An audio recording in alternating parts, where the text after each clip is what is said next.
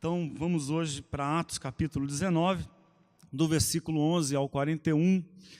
Há uma sequência aí muito curiosa, quase cômica, se não fosse patética. A gente lê e tem vontade de rir, mas é trágico o que de fato essa história sinaliza para nós. E eu queria que a gente fizesse isso juntos. Atos capítulo 19, a partir do versículo 11, eu vou ler na tradução A Mensagem, tradução contemporânea da Bíblia Sagrada. Você pode acompanhar comigo a leitura do texto bíblico, inclusive porque estará à sua disposição, projetada nos nossos telões. Vamos ler o texto bíblico, diz assim, Atos capítulo 19, a partir do versículo 11. Deus fez coisas poderosas e incomuns por meio de Paulo. A notícia se espalhou e as pessoas começaram a trazer peças de roupas, lenços, mantas e coisas semelhantes, para que tocassem com elas Paulo e depois os doentes. Foi impressionante. Os doentes eram curados e restaurados. Alguns exorcistas judeus itinerantes estavam na cidade e tentaram fazer o que pensavam ser o jogo de Paulo.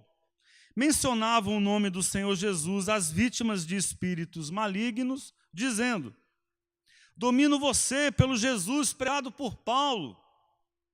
Os 7 filhos de um tal de Seva, sacerdote principal judeu, tentaram fazer isso com um homem, e o espírito maligno respondeu: conheço Jesus, já ouvi falar de Paulo, mas quem são vocês? Então o possesso ficou enlouquecido, pulou sobre os exorcistas, que levaram uma boa surra e ficaram de roupa rasgada, nus e sangrando. Eles fugiram dali. O que se tornou conhecido de toda a Éfeso. Entre judeus e gregos, espalhou-se a convicção de que Deus estava por trás de tudo aquilo. A curiosidade a respeito de Paulo transformou-se em reverência pelo Senhor Jesus. Muitos dos que creram abandonaram a feitiçaria. Magos e feiticeiras vieram com seus livros de feitiços e fizeram uma fogueira imensa com eles. O valor dos livros chegou a 50.000 moedas de prata. Assim, ficou evidente que a palavra do Senhor fora vitoriosa em Éfeso. Depois disso, Paulo decidiu que era tempo de ir para as províncias da Macedônia e da Acaia, e de lá para Jerusalém. Ele disse: vou para Roma, preciso ir para lá. Ele enviou 2 de seus assistentes, Timóteo e Erasto, para a Macedônia, mas ficou na Ásia para resolver alguns assuntos. Antes de partir, ocorreu em Éfeso um grande tumulto a respeito do que era conhecido como o Caminho. Certo ourives, Demétrio, chefiava um negócio de manufatura de relicários da deusa Artemis ou Ártemis e empregava muitos artesãos. Ele reuniu seus empregados e outros que lhe prestavam serviço e disse: homens, vocês sabem que temos um bom negócio aqui e já viram como Paulo se intromete no que fazemos para nos desacreditar, afirmando que não existem deuses feitos por mãos humanas? Muita gente o apoia, não apenas aqui em Éfeso, mas por toda a província da Ásia. Não apenas nosso negócio corre o risco de ir à falência, mas o templo da nossa famosa deusa Ártemis acabará em escombros, quando sua reputação gloriosa se for. Não se trata de um assunto local. O mundo inteiro adora nossa Ártemis. A multidão perdeu a cabeça, correram à rua gritando: grande Ártemis dos Efésios, grande Ártemis dos Efésios.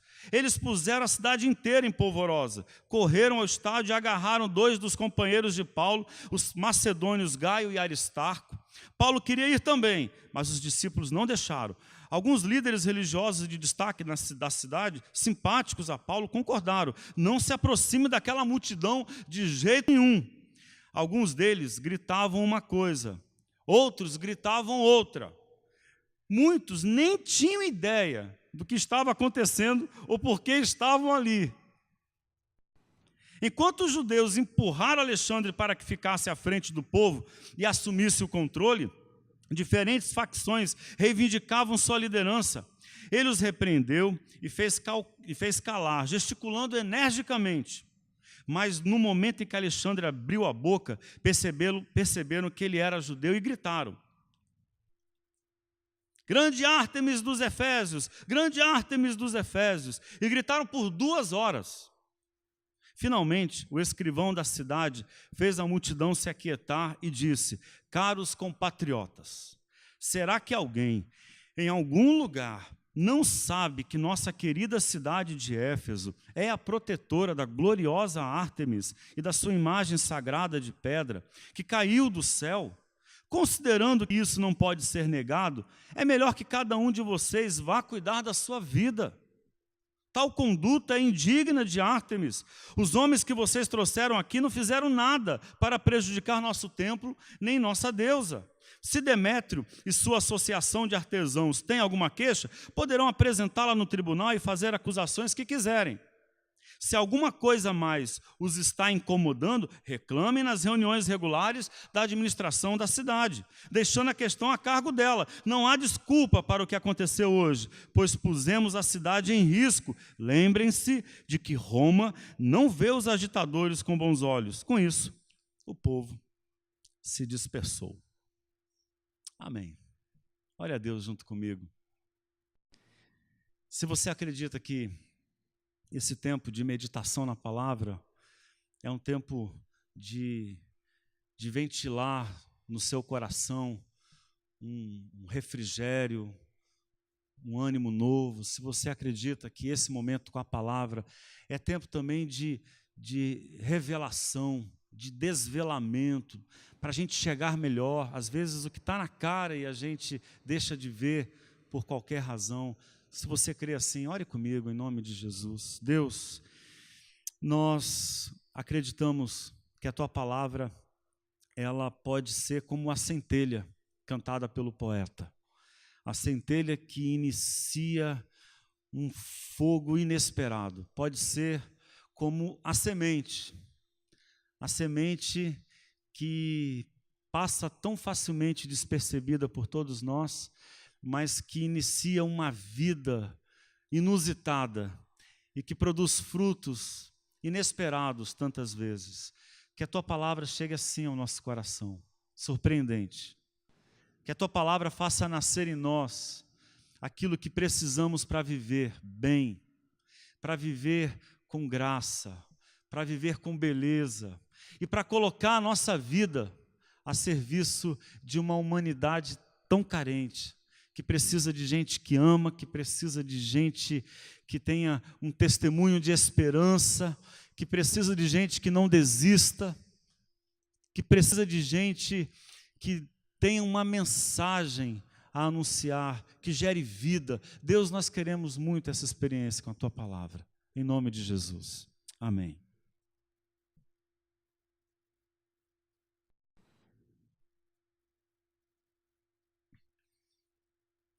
A maior angústia humana não é por falta de amor.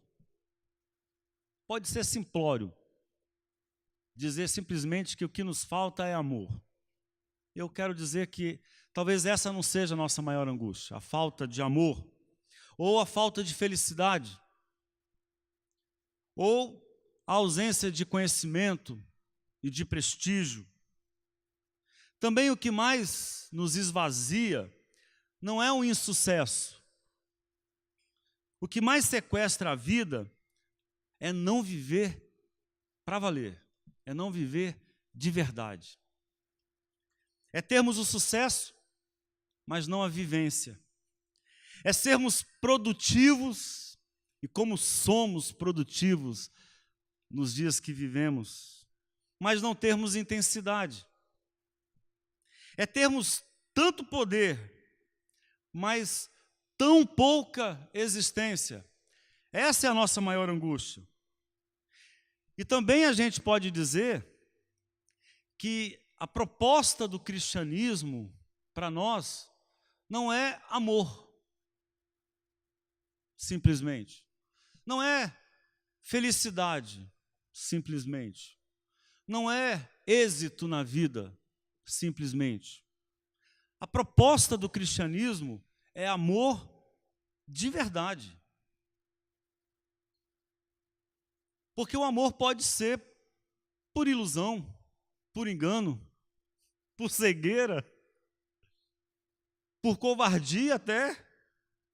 É felicidade, mas felicidade de verdade.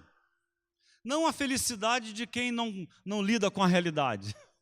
Não a felicidade de quem precisa se iludir para estar contente. Não é essa a proposta do cristianismo, que nós sejamos felizes. Não. A proposta do cristianismo, ela é mais consistente. É que sejamos bem-aventurados, felizes para valer, de verdade. Não é ter êxito, ter sucesso, mas ter o verdadeiro sucesso. Porque o seu sucesso pode ser a ruína da humanidade e a ruína da tua alma. Quantos sucessos arruinaram tantas vidas? Não é verdade? Então não é ter sucesso, é sucesso para valer, sucesso de verdade. No mundo do futebol, tem uma expressão que parece ilustrar bem a denúncia que eu começo fazendo na minha reflexão, que é a expressão que tipifica aquele jogador que tem habilidade, aquele jogador que tem destreza, que é bom de bola, mas que ele é um jogador mascarado. Fala-se dele que ele é um jogador mascarado. E o jogador mascarado, ele não é perna de pau. Até porque o perna de pau parece que não pode se dar ao luxo de ser mascarado. O jogador mascarado, geralmente, é um jogador que tem habilidade, poderia fazer melhor, que poderia levar o time ao triunfo, mas ele não veste a camisa. Parece que ele não entra em campo. E aí se fala dele que ele é mascarado. Ele prefere simular uma falta do que seguir na jogada. É desesperador para a torcida. Né? E a torcida detesta, a torcida vaia. A torcida, ela pode até não vaiar e se empolgar com um jogador que não tem grande habilidade, mas que tem aquilo que também no futebol se diz, tem um coração na ponta da chuteira, que entra em campo, que veste a camisa, que faz o jogo. Né? Então, o grande vilão do time não é o menos habilidoso no mundo do futebol. O grande vilão do time é esse que não veste a camisa. É o jogador mascarado, que não está em campo de verdade, que ele parece estar numa encenação, parece não ser um jogador para valer, não leva a sério. O que para a torcida é inadmissível, porque a torcida é marcada pela paixão, pela expectativa de que aquele jogo ali, ele seja ganho. E eu olho para essas histórias de Lucas, e eu vejo que Lucas, ele conta uma história sobre a diferença angustiante entre viver de verdade e viver artificialmente. Entre viver para valer e viver de maneira plástica, apenas pelo desempenho. A primeira história, eu disse, ela é quase cômica, porque exorcistas profissionais admiravam o que Paulo fazia e resolveram imitá-lo, né? Resolveram fazer como ele fazia, mas eles queriam imitar o que Paulo fazia, mas não viviam a vida que Paulo tinha. Faltava autenticidade, faltava verdade neles. E aí eu quero já fazer aqui uma observação, que quando eu falo de verdade, eu não estou falando de ter a posse da versão última dos fatos. Não é dessa verdade que eu estou falando. Não é a verdade conceitual. Não é a verdade de quem tem a razão. É a verdade existencial, de quem vive, de quem existe com intensidade.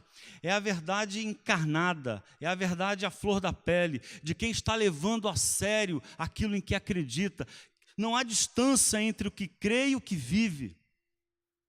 O que crê move a sua vida, e o modo como toca a sua vida, faz a sua crença ganhar força e valor. Há uma autoridade em Paulo, há uma força em Paulo que aqueles exorcistas não têm.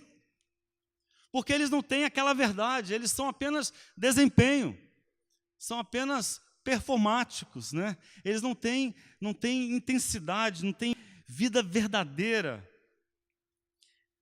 E também, quando eu falo aqui, o contrário da vida para valer, vida de verdade, o mascarado, a vida falsa, eu não estou falando falso no sentido moralista, né, do hipócrita, ou daquele que mente. A vida de verdade, ela é uma vida reverente, de quem sabe o valor do instante, de quem não passa pela vida distraído, de quem não se esconde da vida na indiferença. E uma vida falsa é uma vida artificial, distraída, é uma vida ausente do instante. E eu, essa semana, me deparei com alguns poemas da Flor Bela Espanca. Enquanto eu preparava o meu sermão, eu fiz questão de trazê-la para a nossa conversa. E há um poema dela que fala sobre a angústia do poeta, que é a angústia de quem quer fazer que as pessoas entendam algo, mas ele se sente incompreendido. Do poeta que coloca na poesia um sentimento, mas parece que ela não acontece, né, na mente das pessoas. O poema é Eu, e diz assim: eu sou a que no mundo anda perdida. Eu sou a que na vida não tem norte. Sou a irmã do sonho, e desta sorte sou a crucificada, a dolorida. Sombra de névoa tênue e esvaecida, e que o destino amargo, triste, forte, impele brutalmente para a morte. Alma de luto, sempre incompreendida. Sou aquela que passa e ninguém vê. Sou a que chama um triste sem o ser. Sou a que chora sem saber porquê. Sou talvez a visão que alguém sonhou, alguém que veio ao mundo para me ver e que nunca na vida me encontrou. E eu penso que é assim que a gente precisa compreender essa narrativa de Lucas, como um encontro tenso, como um choque entre dois estilos de vida, entre dois modos de existir. O de Paulo, que é uma existência nervosa, o de Paulo, que é uma existência autêntica, de alguém que não faz cálculos, faz poucos planos, mas que é movido por uma paixão, que é movido por um projeto, que enquanto vive não pode se negar a estender a mão e socorrer aqueles que precisam de ajuda. E do outro lado, um estilo de vida, um jeito de viver que é plástico, que é do desempenho, que é meio teatral, que é um jogo de cena, que não é aquilo que está ali, que não é aquilo que aparece. É um jogo de imagens de poder, mais do que vida de verdade. E aí, olhando para essa história, a gente precisa extrair algumas lições importantes, e eu acredito alguns valores que podem animar a nossa vida, mover a nossa existência, para que ela seja mais do que vida, mas vida verdadeira, seja mais do que desempenho, seja uma existência autêntica, seja mais do que produzir coisas, mas usufruir a vida. Em primeiro, o que a gente pode dizer? Uma vida artificial é pior que uma vida maligna. Uma vida que não é para valer, que é só da performance, do desempenho, que é plástica, distraída, que não põe o pé no chão, desatenta, que desperdiça a sua existência. Uma vida assim é pior do que uma vida maligna, que faz o mal. Não é curioso, não é chamativo que o mestre, nessa primeira narrativa, seja um demônio,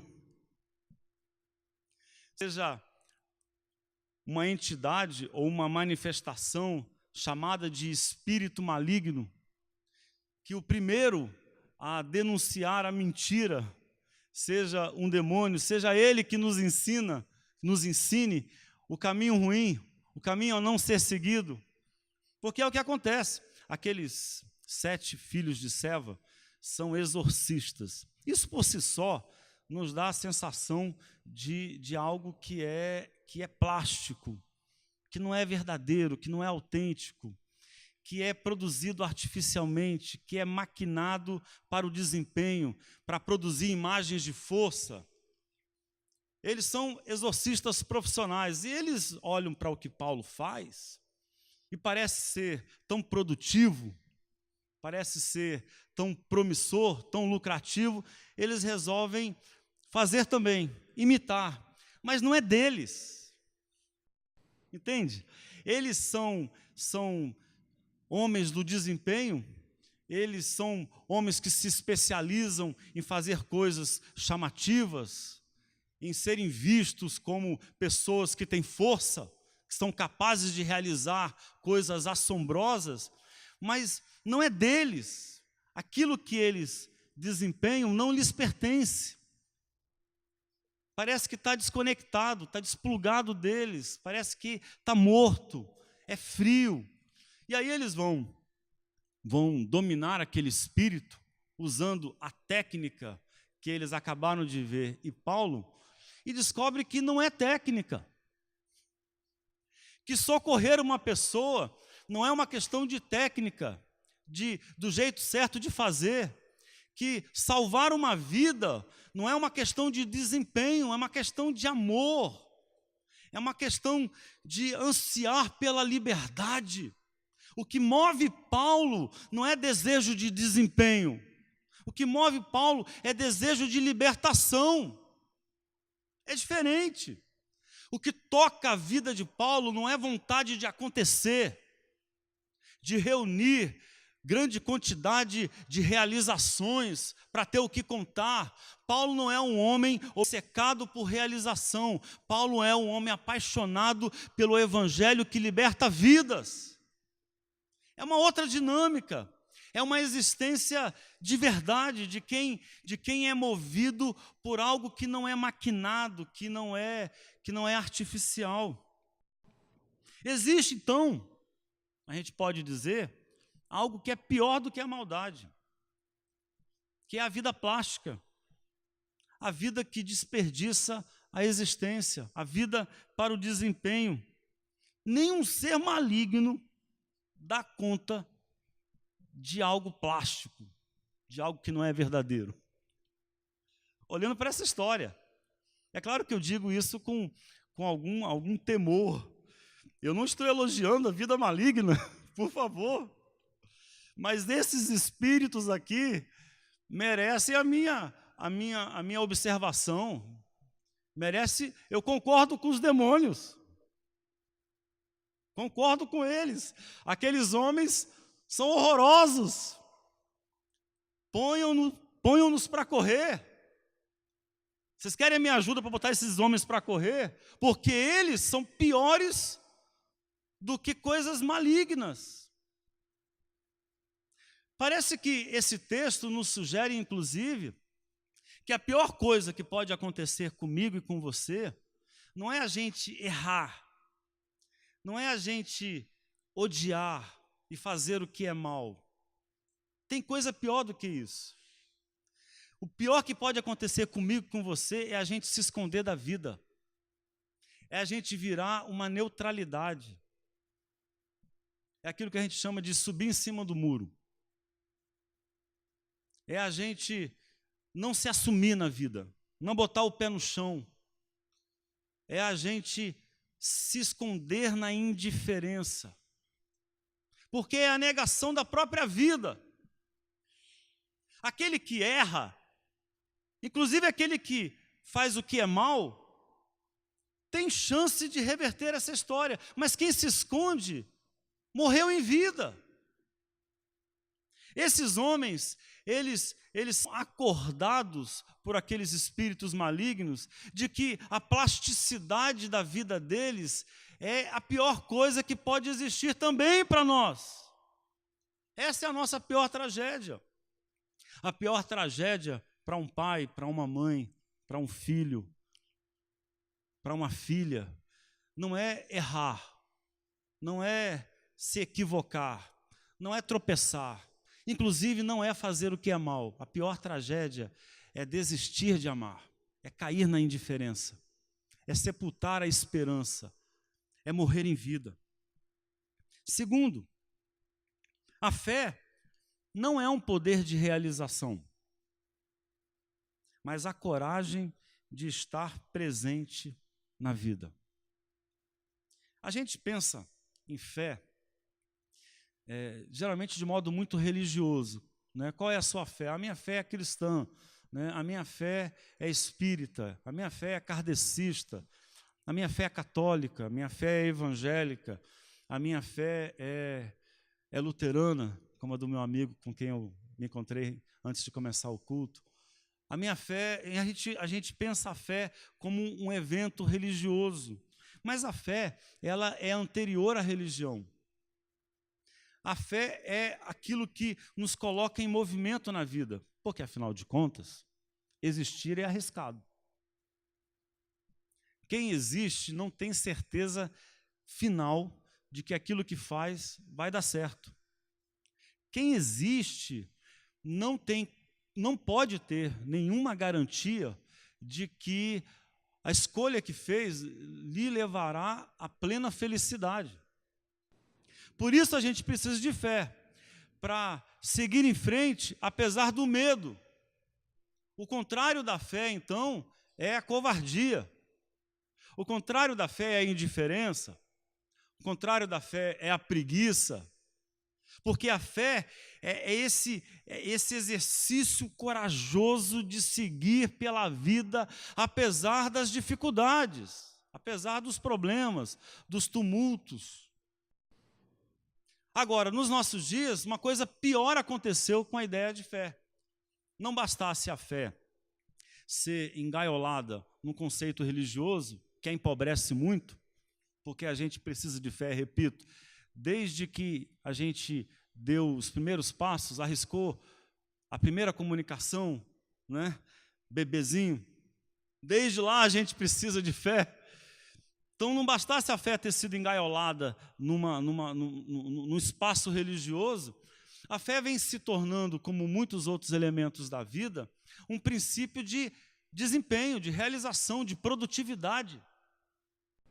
Então a gente busca a fé para ser produtivo. Vou para o culto, e porque eu preciso muito de uma força, porque essa semana eu tenho desafios enormes no trabalho. Eu tenho que atingir a meta, né? Tenho que bater a meta, porque essa semana eu preciso resolver uns problemas, então eu vou para o culto para recarregar as baterias, para ficar energizado, potente, capaz de realizar coisas. Ok, também precisa de fé para bater a meta. Também precisa de fé para você resolver um monte de problema da vida. Mas a fé, ela não é operosa nesse sentido. A fé não é um princípio de produtividade, isso empobrece muito a fé. Até porque viver para produtividade é correr o risco de não viver. O que acontece com a gente é muito fácil. Como é fácil a gente gastar a vida resolvendo problemas e trabalhando, tentando atingir metas que nunca terminam, porque a cultura capitalista é exatamente essa. Você nunca se forma, você nunca está pronto, você nunca pode estar contente, você nunca chega, você está sempre a caminho, está sempre angustiado, tem sempre a culpa de produzir mais, de fazer mais, de realizar mais. Pois a fé não é isso. A fé é muito maior e mais profunda e mais rica. A fé, olhando para esse texto, é a coragem de estar presente na vida, de viver de modo legítimo, de vida autêntica. de existir com verdade. Há uma cena, a segunda história contada por Lucas, que é a revolta que se cria no meio daquela multidão que passa a odiar e se prepara para estraçalhar aqueles que ameaçam o seu culto a Ártemis, a deusa de Éfeso. Mas essa história, se nós prestarmos atenção, ela é inusitada, porque eles acusam Paulo e os discípulos de dizerem algo que a princípio está na cara, mas nem se percebem disso. E essa é a questão. Eles nem se dão conta disso. Eles não se dão conta de que quando eles afirmam que o problema de Paulo é que ele dá a entender que deuses feitos pelas mãos humanas não são verdadeiros, eles não se dão conta de que isso é a mais absoluta verdade. Afinal de contas, se o Deus é feito pela mão humana, não é Deus, é um artifício, é uma produção, é plástico. Se isso que eles estão dizendo sobre Paulo procede, Paulo tem razão, há verdade em Paulo, mas eles não se percebem disso, eles não se dão conta, eles não conseguem entrar em contato com a vida, com a realidade. E isso acontece com a gente, com muita facilidade. E aí, aquilo que a gente chama de fé, que deveria aguçar os sentidos, fazer-nos mais conectados com a vida, aquilo que deveria nos dar potência na sensibilidade, nos deixar à flor da pele, capazes de entrar em contato com a realidade, capazes de mudar de ideia, inclusive, quando necessário, se transforma em uma bitola, né? Em um auto-engano. A fé que deveria abrir os olhos se torna cegueira. E a pessoa não vê que aquilo que ela diz de Deus, dos santos, dos deuses, da vida, é um artifício, não é verdadeiro, não é real, não consegue enxergar, porque perdeu o contato com a vida, se desconectou, se desligou, mas não é isso que é fé. Na Quaresma, que é um período no calendário cristão e no movimento católico ainda mais cultivado, o Papa ele reúne a Cúria em Roma, os cardeais, para uma semana de exercícios espirituais. E sempre convida alguém para ser o pregador. E aí, nesse ano, quem foi convidado foi José Tolentino Mendonça. Eu não sei se o Márcio sabe dessa história. E ele falou, é um teólogo que a gente gosta muito, e vocês já devem ter visto ele ser citado em nossas pregações algumas vezes, autor de um livro maravilhoso chamado A Mística do Instante. E ele falou por uma semana, e o resultado dessas reflexões que ele conduziu, junto aos cardeais e ao Papa Francisco, ele produziu um livro, que é o Elogio da Sede. Olha que expressão interessante, o Elogio da Sede.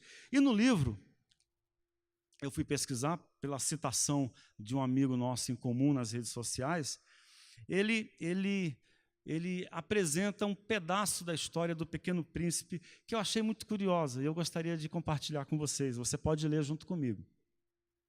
Bom dia, disse o príncipezinho. Bom dia, disse o vendedor. Era um vendedor de comprimidos para tirar a sede. Toma-se um por semana e deixa-se de ter necessidade de beber. Por que é que andas a vender isso? Perguntou o príncipezinho. Porque é uma grande economia de tempo, respondeu o vendedor. Os cálculos foram feitos pelos peritos. Poupam-se 53 minutos por semana. E o que é que se faz com esses 53 minutos? Faz-se o que se quiser. Faz-se o que se quiser. Eu, pensou o príncipezinho, eu cá, se tivesse 53 minutos para gastar, punha-me, era andar devagarinho à procura de uma fonte. Não é bonito, não é curioso?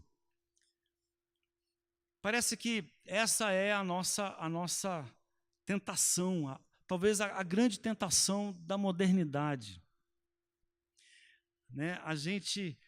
Talvez a nossa grande agonia seja exatamente essa.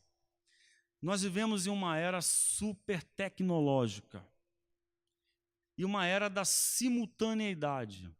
A gente faz um monte de coisa ao mesmo tempo, a gente presta atenção a um monte de coisa ao mesmo tempo.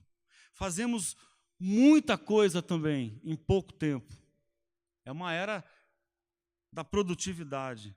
Temos na palma da mão tudo o que precisamos para resolver rápido qualquer problema. É o smartphone. Do que essa maquininha aí é capaz? É um assombro. No entanto, parece que quanto mais fazemos, quanto mais instantâneos, quanto mais produtivos, mais ausentes e entediados com a vida nós vamos nos tornando. É estranho que quanto mais capacidade a gente tem de resolver os problemas, que quanto mais poder que a gente tem de realizar coisas, mais entediados nós nos tornamos com a vida. Porque a vida, surpreendam-se, ela também precisa dos problemas. Você precisa da angústia para viver bem. Você precisa de algumas agonias para existir com consistência. Você precisa da sede, você precisa da fome. E eu diria mais, que uma vida bem vivida, ela tem também como índice a tristeza. Tem também como índice a decepção. Gente que se decepciona não desistiu de viver. Se decepcionou porque acreditou, porque tentou, porque se empenhou. Gente que sente angústia ganha uma potência e uma capacidade de descoberta, de explorar a vida, novamente, que é surpreendente, que torna a sua existência significativa. Nós aprendemos a produzir, mas desaprendemos a viver. Desaprendemos a levar a sério nossas necessidades. Nós desdenhamos a nossa sede, nossas angústias e os nossos medos. E aí eu quero dizer para você, meu querido, minha querida, que o cristianismo não é um pacote poderoso de vida sem problemas. Ao contrário, o cristianismo é uma coragem, é uma energia para se colocar o pé no chão, de se conhecer sem medo, de se levar a sério as suas necessidades e as suas carências. O cristianismo, ele não vai resolver os seus problemas. O cristianismo, ele vai potencializar você para viver a despeito dos seus problemas, inclusive com seus problemas. O cristianismo não vai eliminar a sede, ele vai aguçar a sua sede, para que você seja cada vez mais alguém que busca, alguém que deseja, alguém que segue o caminho, alguém que se coloca na trilha. E aí não é curioso que nessa história aqui, eles sejam chamados de o caminho? Porque não é a chegada, é o caminho, é colocar os pés no chão, é não ter medo de seguir em frente, de descobrir, de aprender. Terceiro e último, o maior prejuízo à vida não é o erro, é a perda da humildade. E aí há um detalhe na história que nós lemos que não pode ficar escondido da nossa atenção. Seria um detalhe, se ele não fosse tão importante. Pode ser apenas um detalhe se a gente não prestar atenção. É que essa multidão furiosa, cheia de ódio, pronta para atropelar Paulo e os discípulos, não está ali por devoção.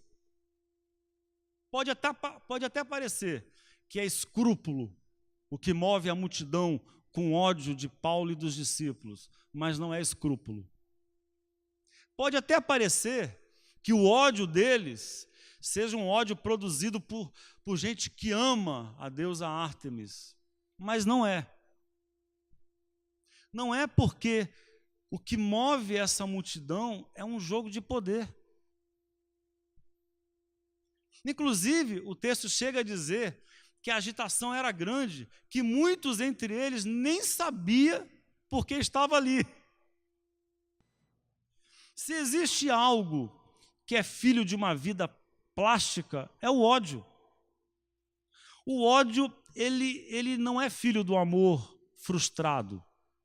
O ódio, ele é filho do poder que incendeia, que inflama.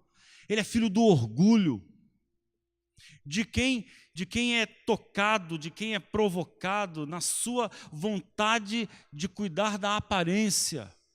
É num jogo de vaidade. O que infla a multidão de ódio é um jogo de poder. A multidão, ela é empurrada, a princípio, por gente do capital, gente preocupada com seu lucro. Tem nada a ver com Deus. Tem nada a ver com moralidade. Desconfie da multidão que odeia. Provavelmente o ódio dessa multidão esconde uma grande mentira. Provavelmente, por trás desse ódio inflamado, que parece tão aceso, existe uma farsa, uma grande mentira. Quem movimentou, quem iniciou esse processo, foi gente preocupada com a grana. São os artesãos, né? o ourives. Vocês leram a história junto comigo. Essa era a questão deles. Eles, vamos nos livrar de Paulo, porque Paulo está abrindo o olho das pessoas. E vai que Paulo começa a falar e as pessoas deixam de comprar o que a gente produz, as imagens que a gente produz. Vai que isso acontece. E aí eles iniciam um processo e eles inflamam a multidão, novamente, com um jogo de vaidade.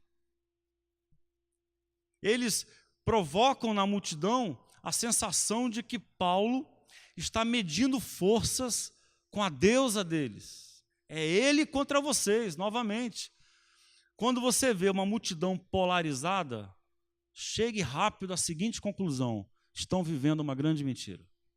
Isso não é de verdade. Isso não é para valer. Não tem consistência. É plástico, é maquinado, é engendrado para dominar as pessoas, para manipular as pessoas. Não é de verdade. Desconfie. E aí eu vou fazer a nossa observação a mais contextual possível. Esse ódio que hoje está marcando a vida política brasileira é um ódio manipulado. É um ódio para cegar, para a gente não enxergar o que realmente está acontecendo nesse país. As pessoas que promovem esse ódio, isso vem acontecendo, inclusive na forma de um fenômeno na mídia que nós estamos conhecendo como fake news. Por que é que alguém acredita em algumas notícias que tem por aí que são tão bizarras? Algumas notícias falsas, fake news em inglês é notícia falsa, né? E a gente usa fake news porque é o que ficou conhecido, né?